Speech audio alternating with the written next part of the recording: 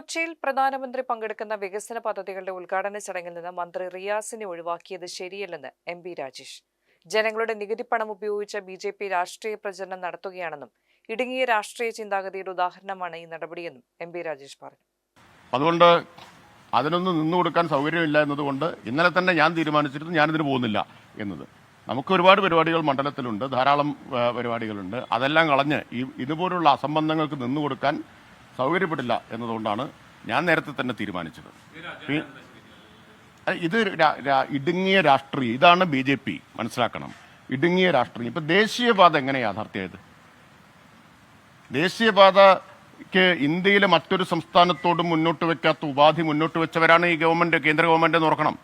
അവർ പറഞ്ഞു നിങ്ങൾക്ക് ദേശീയപാത ഉണ്ടാക്കണമെങ്കിൽ ഭൂമി വിലയുടെ 4/1 നിങ്ങൾ വഹിക്കണം. 5580 കോടി രൂപ കേരളം എണ്ണിക്കൊടുത്തത് കൊണ്ട് മാത്രമാണ് ദേശീയപാത ഉണ്ടായത്.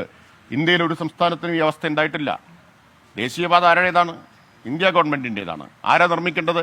ഇന്ത്യ ഗവൺമെന്റാണ്. കേരളത്തിന്റെ കാര്യം വരുമ്പോൾ മാത്രം നിങ്ങൾ പണം തരണം എന്ന് പറഞ്ഞാൽ ആ വിവേചനം എല്ലാ കാര്യത്തിലും തുടരുകയാണ്. ആ വിവേചനം ദേശീയപാത നിർമ്മിക്കുന്നതിൽ മുതൽ അതിന്റെ ഉദ്ഘാടന ചടങ്ങിൽ വരെ കാണിക്കുകയാണ്. അങ്ങേയറ്റത്തെ മര്യാദയില്ലായ്മ. ബി.ജെ.പിയുടെ രാഷ്ട്രീയ സംസ്കാരം എന്താണ് എന്ന് ഒരിക്കൽ കൂടി മലയാളികൾക്ക് മനസ്സിലായി.